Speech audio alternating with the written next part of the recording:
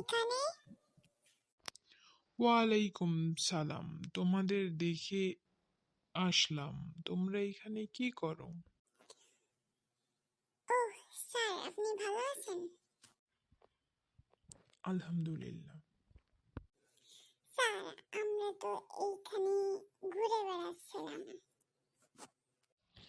কিন্তু এই দুপুরের সময় এইখানে তোমরা কি করো?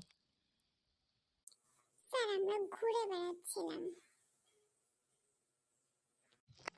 না না বাবারা, এটা ঠিক না। দুপুরের সময় একা একা ঘোরাঘুরি করা উচিত না।